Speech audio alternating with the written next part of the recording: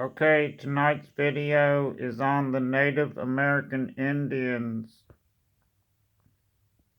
And of course, the big question that everybody always asks, I said already, always asks is, well, where'd they come from? And legend goes that the Native American Indians traveled all the way from Canada down into the United States plains, which they apparently before that covered the continent uh, all the way over like Russia and all that. So, anyways, right, because the continent separated eventually, but we moved down into the from the Canada, right, and just traveled just in freezing cold, ice cold winters, like I said, like all the way from like China, Russia, wherever, across continents. Okay, to Canada, down through into the United States. Walk of Tears, the hiking of the Indians, the loss of children, and everything along the way. It was freezing. Would have to kill buffalo and eat it raw and make all the hides and everything. Then once they settled for years, they lived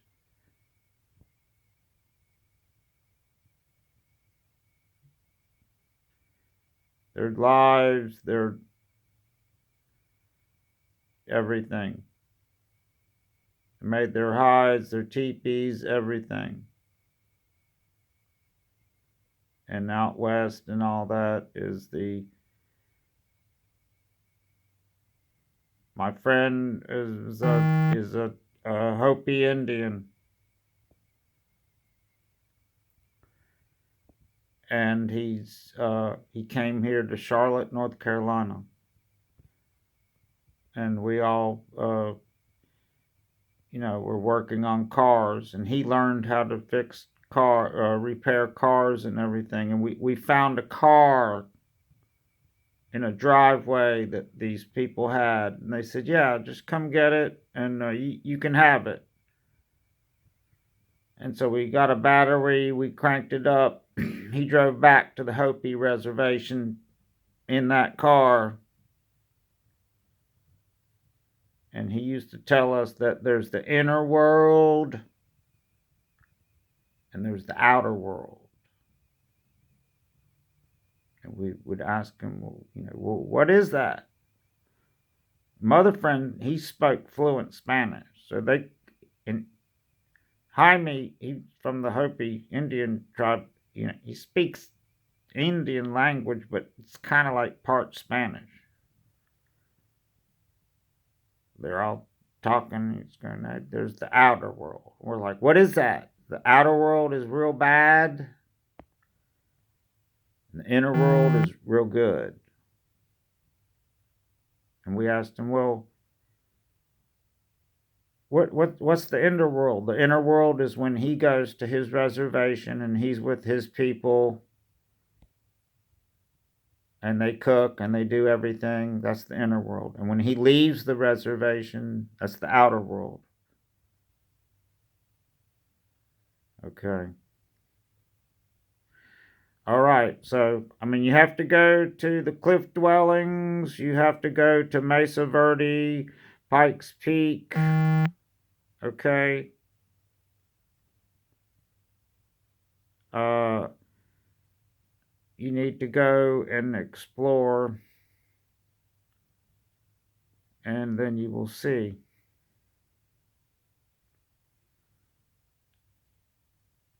And then, of course, the Native American Indians were defeated. There was the Custer. There was the Battle of Custer and all that. And then, of course, the government eventually took over, basically. And then the saddest part here is there were a lot of Indians that were forced into these schools, and they were a lot of them were basically tortured and murdered, and they're buried like back in the back of the school or something, where they found all these Indians that they, to this date, unknown, which is really sad.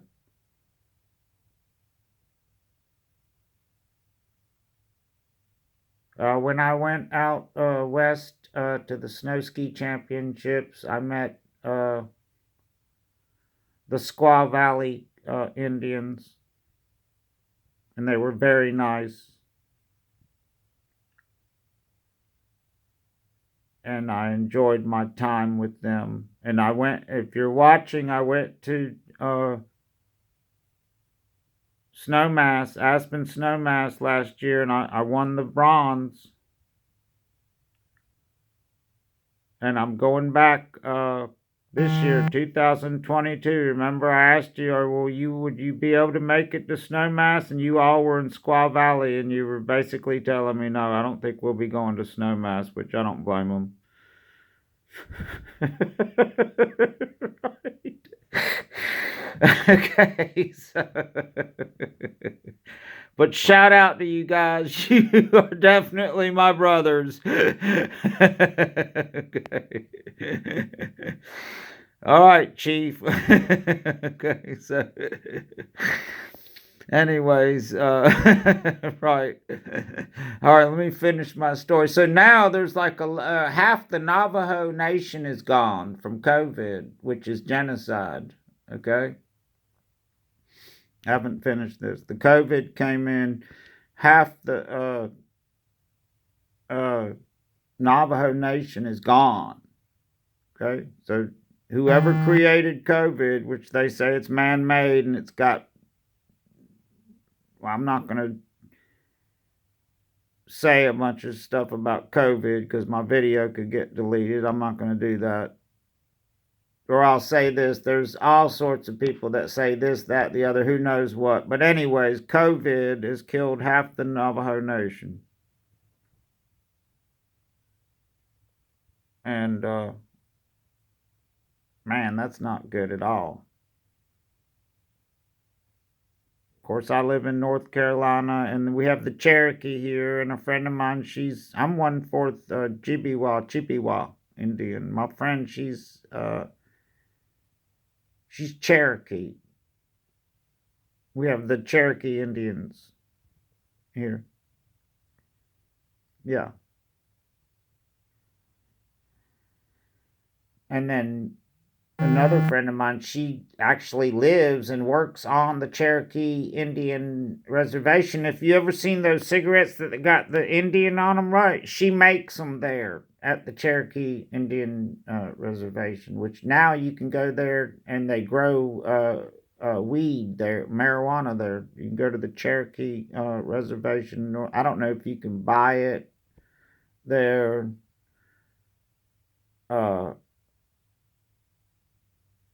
But they're allowed to grow. Well, I'd have to read the law on that. But anyways, they grow it there. That they're allowed to smoke it there, and all that.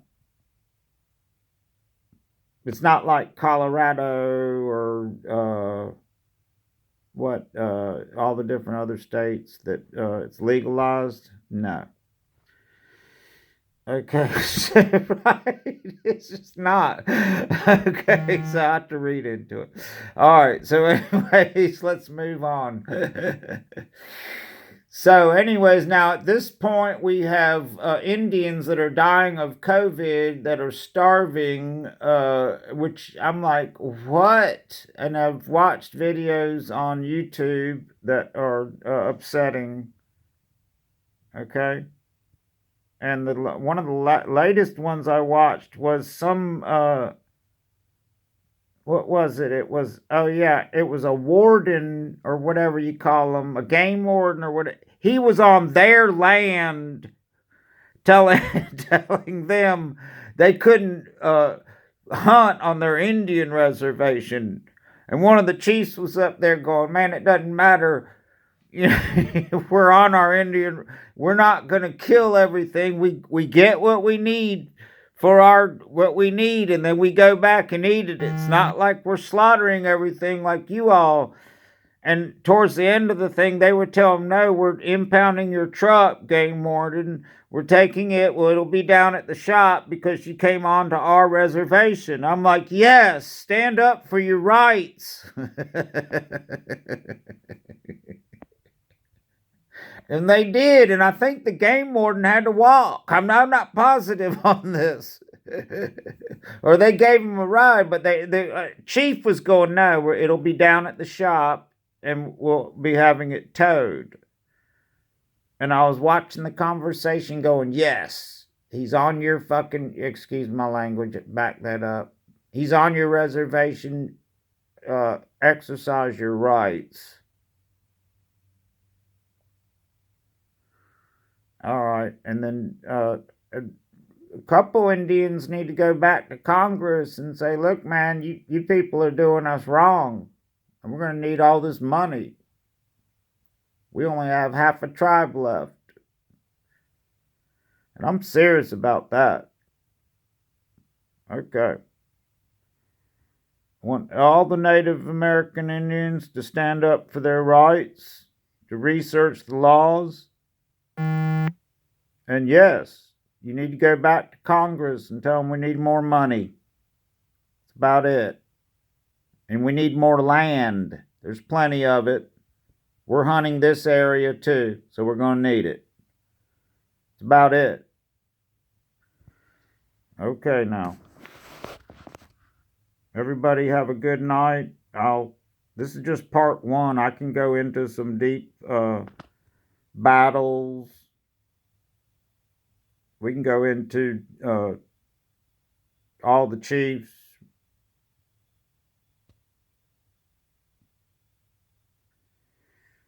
Yeah. Okay. Running all of them running whores. Oh God. As you're driving up from Denver to up into the mountains. Also in Utah, you've got the monuments.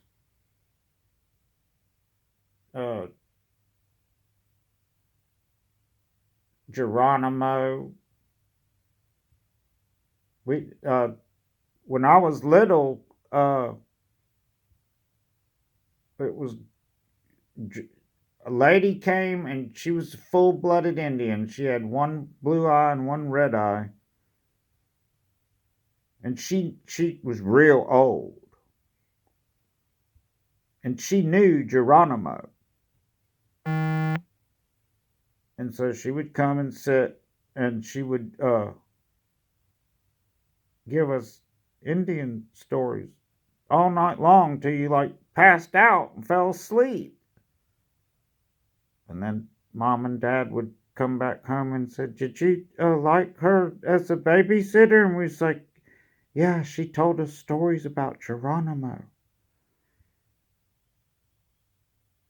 And well, she wasn't, real long a babysitter of ours, but she would come over, and she was real smart. And she was a full-blooded Indian, and I'll never forget that either. So Geronimo,